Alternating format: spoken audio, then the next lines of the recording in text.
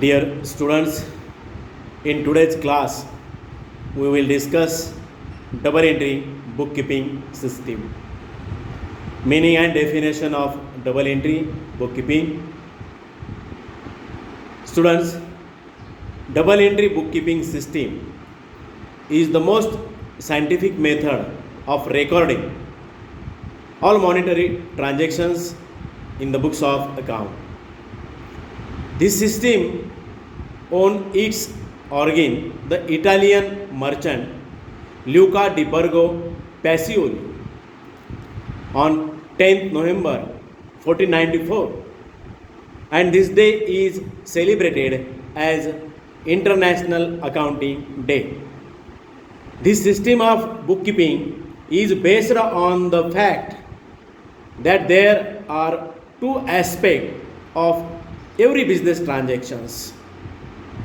Every business transactions involves two persons or accounts or parties, wherein one is the receiver of the benefit and the other is the giver of the benefit.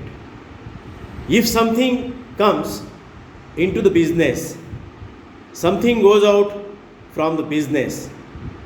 A recording of two aspects of monetary transactions in the books of account in terms of debit means DR and credit means CR is called as double entry system of bookkeeping. According to modern approach, every business transaction is concerned with assets, liabilities, capital, expenses and incomes.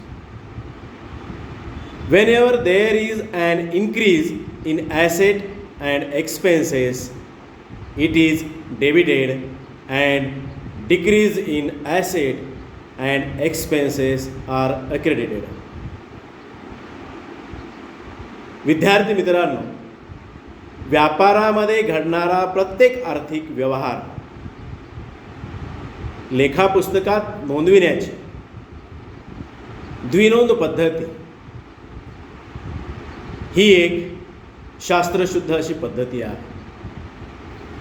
पुस्तकपालनाची द्विनोंद पद्धती याचा शोध 10 November 1494 रोज Italian व्यापारी ल्युका D Virgo Pacioli यांनी लावला आणि म्हणूनच 10 November 1994 या दिवसाला आंतरराष्ट्रीय लेखांकन दिवस म्हणून साजरा करण्यात येतो. व्यापारामध्ये घडणाऱ्या प्रत्येक व्यवहाराचा दोन खात्यावर प्रभाव पडतो. हा या द्विनोंद पद्धतीचा मूळ आधार आहे. प्रत्येक व्यापारी आपल्या व्यवहारात दोन पक्ष प्रभावित होतात. व्यापारी व्यवहारामध्ये कोणी घेणारा असतो तर कोणी देणारा असतो. म्हणून नेहमी या ठिकाणी टू पार्टीज अवेलेबल असतात. एक पक्ष फायदा किंवा लाभ घेतो, दुसरा पक्ष फायदा किंवा लाभ देतो. एखाद्या व्यवहारात काही येत असेल तर तेच दुसऱ्या व्यवहारातून जात असते. आर्थिक व्यवहारामध्ये दोन प्रभाव होत असतात. त्यापैकी एक खाते विकलन नावे डेबिट तर दुसरे खाते समाकलन क्रेडिट जमा होते.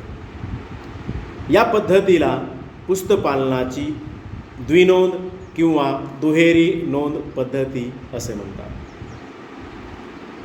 विद्यार्थी मित्रांनो, आजच्या आधुनिक काळामध्ये आधुनिक संकल्पनेनुसार प्रत्येक व्यावसायिक व्यापारिक व्यवहार हा ॲसेट्स संपत्ती देयता भांडवल खर्च आणि उत्पन्नाशी संबंधित असतो. संपत्ती आणि खर्चात वाढ झाली तर डेबिट करा आणि संपत्ती आणि खर्चामध्ये झालेली घट क्रेडिट केली जाते. पण विद्यार्थी मित्रांनो, लेखांकीय माहिती नोंदवण्यासाठी काही पद्धती आहेत. Methods of recording accounting information. यामध्ये Indian system and English system. In English system single entry system and double entry system. We will discuss this in detail. Indian system. Indian system maintains a record in Indian languages such as Marathi, Hindi, Urdu, Tamil, etc., Gujarati, etc. It is called Mahajani Deshinama system. In this system, transactions are recorded or maintained in long books known as Bhai Khata and Kird.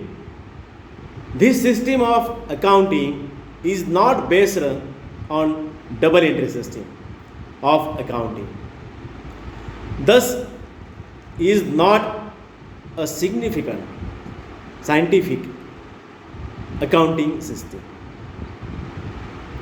Even today, this system is used in India for small business organization.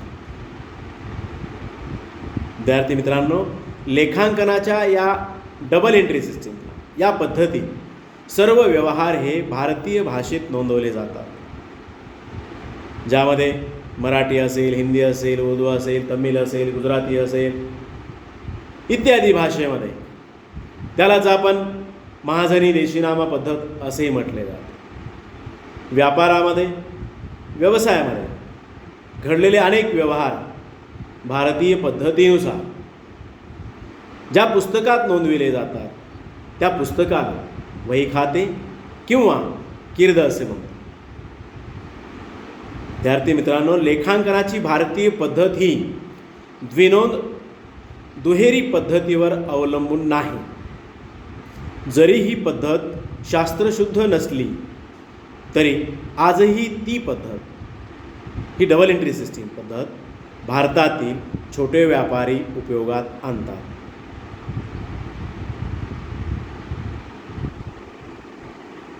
मग English system यामध्ये single entry system, त्यासोबतच त्यामध्येच double entry system या पद्धतीचा अवलंब मोठ्या प्रमाणात केला जात आहे. म्हणून English system this system of accounting records only cash book and personal account. It is unscientific method and also known as an incomplete recording system because it changes with the convenience of business for recording transactions. This system of accounting does not provide accurate information about the financial position of business and it is suitable for small business. And single entry system. Here single entry system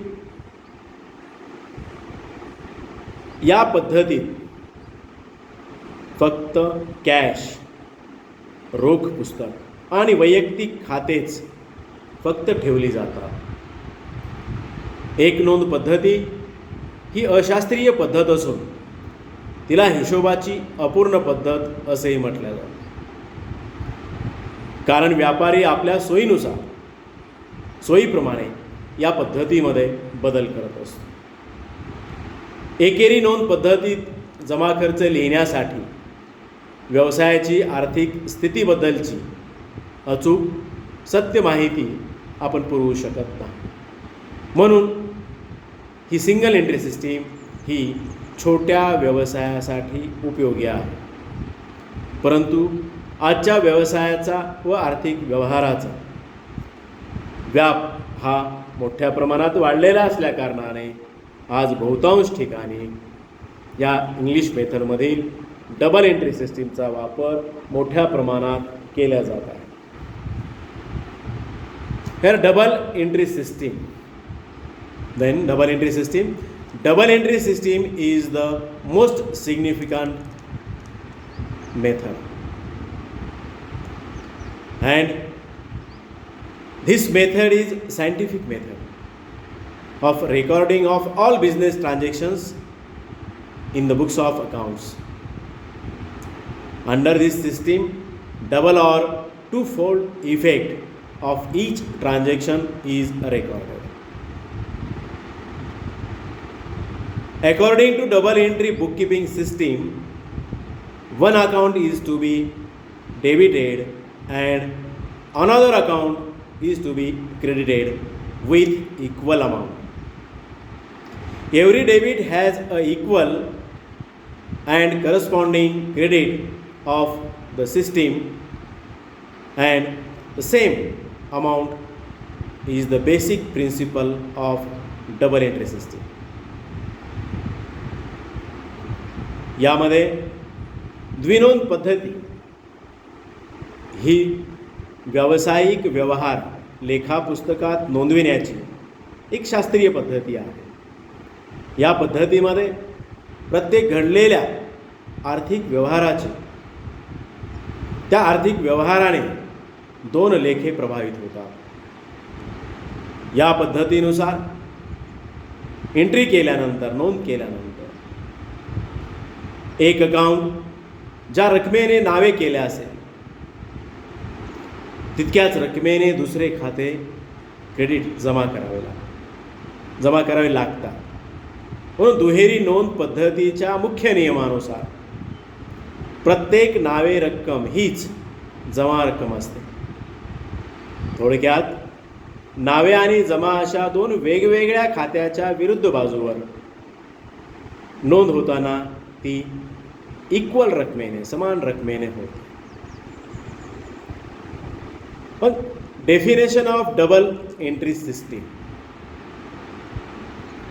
Definition of double entry system according to J.R. Botley-Boy, every business transactions has a twofold effect, and that it affects two accounts in opposite direction, and if a complete record is to be made of each such transaction, it would be necessary to debit one account and credit another account.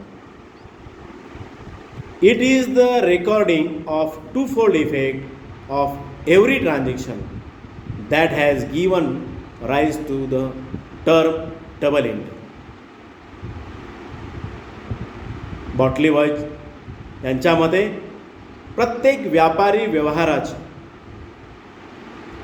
Every transactions प्रत्येक व्यापारी व्यवहाराचे दोन विरुद्ध बाजूवर प्रभाव करणारे परिणाम घडत असतात. अशा व्यवहारांच्या नोंदी करावयाच्या असल्यास त्या एका लेख्याच्या नावे बाजूवर आणि दुसऱ्या लेख्याच्या जमा बाजूवर ती करणे आवश्यक असते. असे दोन परिणाम करणारे व्यवहार डबल एंट्री द्विनोंद पद्धतीस जन्म देतात. असं J.R. बॉटली-बॉय म्हणतात. प्रत्येक व्यवहार व्यापारी ट्रान्झॅक्शन्स या व्यापारी ट्रान्झॅक्शनचे दोन विरुद्ध बाजूवर प्रभाव करणारे परिणाम घडत असतात. अशा व्यवहारांच्या नोंदी करावयाच्या असल्यास त्या एका लेख्याच्या नावे बाजूवर आणि दुसऱ्या लेख्याच्या जमा बाजूवर करणे आवश्यक असते. असे दोन परिणाम करणारे व्यवहार द्विनोंद दुहेरी पद्धतीस जन्म देतात. यानंतर विद्यार्थी मित्रांनो, पुस्तपालनामध्ये दुहेरी नोंद पद्धतीचे काही महत्त्वाची घटक आहे. ती कशा पद्धतीनं राबवल्या जातात, दोन प्रभाव कुठं कुठं पडतात, याही बाबतीत आपण आज चर्चा करणार आहोत. सुरुवातीला व्यवहारांचे दोन प्रभाव आपण पाहतो. त्यानंतर रोजकिर्दीमध्ये व्यवहारांच्या नोंदी केल्या जातात. मग रोजकिर्दीतील नोंदीची खतावणी केल्या जाते. त्यानंतर खात्याचे संतुलन तयार केले जाते. तेरीच पत्रक तयार करतो आणि त्यानुसार नफा तोटा पत्रक असेल, अंतिम लेखे असतील, हे आपण तयार करत असतो. मग ही जी सायकल आहे, स्टार्टिंग व्यवहाराचे दोन प्रभाव, रोजकिर्दीतील व्यवहाराच्या नोंदी, रोजकिर्दीतील नोंदीची खतावणी, त्यानंतर त्या खात्याचे संतुलन, त्यावरून तेरीच पत्रक तयार करतो आणि या तेरीच पत्रकावरून आपण नफा तोटा पत्रक आणि अंतिम लेखे तयार करत असतो. Then we will look at the principle of double entry method. Next, principle of double entry bookkeeping system. Firstly, in every business transaction, there must be minimum two effects, that is debit and credit. Secondly, two accounts means one is the receiver of the benefit and other is the giver of the benefit. And lastly, if one account is debited, other account must be credited. And every debit has an equal and corresponding credit of the same amount. या दुहेरी नोंद पद्धतीची जी मूलतत्वे आहेत ती अभ्यासत असताना प्रत्येक व्यापारी व्यवहाराचे कमीत कमी दोन खात्यावर परिणाम होत असतात. एक नावे तर दुसरे जमा. 2 लाखापैकी 2 लेखापैकी एक लाभ घेणारा तर दुसरा लाभ देणारा असतो. प्रभावित होणाऱ्या 2 खात्यापैकी एक खाते डेबिट होते तर दुसरे खाते हे क्रेडिट केले जाते. प्रत्येक खाते ज्या रकमेने डेबिट होते, नावे होते, त्याच रकमेने ते खाते क्रेडिट जमा होते. पण ही जी काही डबल एंट्री सिस्टीमची मूलतत्वे आहेत, त्यानंतर आपण advantages of double entry bookkeeping system यावरही काही प्रकाश टाकू. Then we will look at the advantages of double entry bookkeeping system.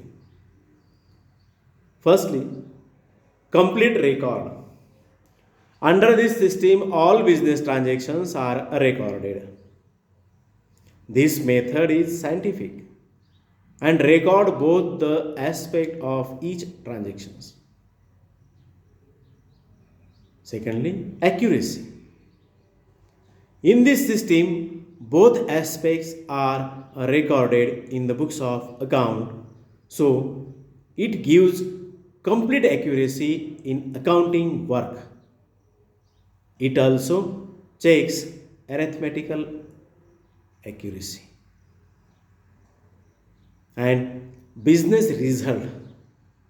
The next, business result, all expenses, losses, income, gains, liabilities, assets, debtors, and creditors All these transactions are recorded.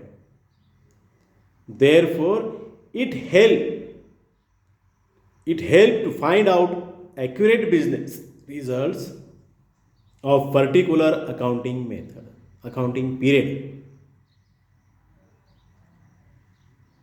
And common acceptance. It is widely accepted since it follows universal accounting principles. Double entry system is expected by financial institution, government authorities, etc. या पुस्तकपालन पद्धतीची काही फायदे आहेत त्यावर आपण प्रकाश टाकत असताना यामध्ये परिपूर्ण नोंद केल्या जाते, कम्प्लिटली रेकॉर्ड केलं जातं. या पद्धतीमध्ये सर्वच व्यवहारांची नोंद होते आणि ही शास्त्रीय पद्धती असून यामध्ये प्रत्येक व्यवहाराचे दोनही परिणाम नोंद केले जातात. त्यासोबतच अचूकता. या पद्धतीनुसार लेखापुस्तकात दोन्ही पक्षांची नोंद केली जाते. त्यामुळे लेखांकनाच्या कार्यात अचूकपणा प्रस्थापित होतो. यावेळी गणितीय अचूकता ॲक्युरेसी तपासली जाते. तसेच व्यावसायिक निष्पत्ती बिझनेस रिझल्ट्स ऑल सर्व खर्च, नुकसान, उत्पन्न, लाभ, देयता, संपत्ती, ऋणको ज्याला आपण अधमर्ण म्हणतो आणि धनको उत्तमर्ण यांच्याशी संबंधित सर्वच व्यवहार नोंदविले जातात. याच्याच आधारे व्यावसायिकाला एका विशिष्ट कालावधीत व्यवसायाची अचूक आर्थिक स्थिती जाणून घेता येते. आणि दुसरा फायदा म्हणजे सर्व मान्यता कॉमन ॲक्सेप्टन्स सर्वांनी स्वीकारलेला आहे, सर्व मान्यता प्राप्त आहे. सार्वत्रिक व व्यापार मान्यता असलेल्या लेखा मूलतत्वाचे पालन आज केले जात असल्यामुळे या डबल एंट्री सिस्टीमला या पद्धतीनुसार लिहिलेल्या व्यावसायिक नोंदीवर वेगवेगळ्या वित्तीय संस्था असतील, शासकीय अधिकारी असतील इत्यादींची याला मान्यता आहे. हे सर्व मान्य असणारी डबल अकाउंट सिस्टीम आज व्यापारात मोठ्या प्रमाणात आढळून येते. मग यासोबतच लेखांकनाची जी काय परंपरागत पद्धती आहे, आजची लेखांकन पद्धती परंपरागत लेखांकन व्यावहारिकतेवर आधारलेली आहे. सामान्यतः सर्वसामान्य मान्यतेवर आधारित नियमानुसार लेखांकन करणे म्हणजे परंपरागत लेखांकन पद्धत होय. तसेच यामध्ये लेखांकनाच्या संकल्पना व संकेताबद्दल स्पष्टता नाही. लेखांकनाची भारतीय पद्धत ही परंपरागत पद्धतीचे उदाहरण आहे. या पद्धतीमध्ये द्विनोंद पद्धतीच्या नियमांचे पालन केले जाते. लेखांकनाची ही पद्धत अपूर्ण म्हणून ओळखली जाते. म्हणून कन्व्हेन्शनल अकाउंटिंग जी लेखांकनाची परंपरागत जी पद्धती होती ती ही अपूर्ण अशी पद्धती गणल्या जाऊ लागली, मानल्या जाऊ लागली, ती ओळखल्या जाऊ लागली. म्हणून then we will look at the classification of accounts. Important parts of classification of account. Meaning of account. An account is a summarized record of transactions relating to a particular person, assets, liability, particular head of expenses or income recorded at one place. In day-to-day business activity, large number of business transactions take place. It affects the several accounts. At the end of certain period of time, it is necessary for the businessman to balance the accounts to find out the information like total capital, like total liabilities and assets, total incomes and expenditure, etc. of the business. According to J.R. Botley, an account is summarized record of transactions affecting one person, one kind of property, or one class of gain or losses. Secondly, according to Carter, an account is a large record in a summarizer from of all the transactions that have taken place with the particular person or thing specified. खात्याचे वर्गीकरण करत असताना classification of accounts हे पाहत असताना लेख्याच्या खात्याच्या वर्गीकरणाचा अर्थ आपण जाणून घेणे आवश्यक आहे. मग या ठिकाणी खात्याचा अर्थ विशिष्ट व्यक्तीच्या संदर्भात विशिष्ट संपत्ती, देयता, विशिष्ट उत्पन्न व खर्चावरील पदे तसेच विशिष्ट ठिकाणी नोंदविलेला खर्च ज्या खात्यात लिहिला जातो त्याला खाते लेखा असे म्हटले जाते. दिवसेंदिवस व्यापारामध्ये होणाऱ्या व्यवहारांची संख्या आज मोठ्या प्रमाणात वाढत असून ही संख्या अनेक लेख्यांना प्रभावित करते. काही विशिष्ट कालावधीत तर व्यावसायिकाला काही माहिती शोधण्यासाठी खात्यांचे लेख्यांचे संतुलन करणे अनिवार्य असते. जसे की उदाहरणार्थ आपण सांगू, भांडवल असेल, एकूण देयता असेल आणि एकूण संपत्ती असेल, एकूण उत्पन्न आणि खर्च इत्यादी बाबतीमध्ये. मग या लेख्याची खात्याची व्याख्या करत असताना J.R. Botley असे म्हणतात की खाते म्हणजे एका व्यक्तीवर, एका प्रकारच्या संपत्तीवर आणि एका प्रकारचा लाभ किंवा हानीवर प्रभाव करण्याचा व्यवहारांच्या सारांश रूपाने केलेली नोंद होय. डेफिनेशन ऑफ अकाउंट बॉटलीबॉय असं म्हणतात की खाते म्हणजे एका व्यक्तीवर, एका प्रकारच्या संपत्तीवर किंवा एका प्रकारचा लाभ किंवा हानीवर प्रभाव करण्याच्या व्यवहारांच्या सारांश रूपाने केलेली नोंद होय. यालाच खाते असे म्हणतात. त्यासोबतच दुसरी व्याख्या करत असताना R.N. कार्टर यांनी आपल्या व्याख्येमध्ये आपले मत नोंदवले आहे. त्यांनी खात्याची व्याख्या पुढे केली आहे. खाते म्हणजे विशिष्ट वस्तू किंवा व्यक्तीच्या संदर्भात घडलेल्या सर्व व्यवहारांची सारांश रूपाने लेखापुस्तकात केलेली नोंद. कार्टर असे म्हणतात, खाते म्हणजे काय हे सांगत असताना, खाते म्हणजे विशिष्ट वस्तू किंवा व्यक्तींच्या संदर्भात घडलेल्या सर्व व्यवहारांची सारांश रूपाने लेखापुस्तकात केलेली नोंद होय.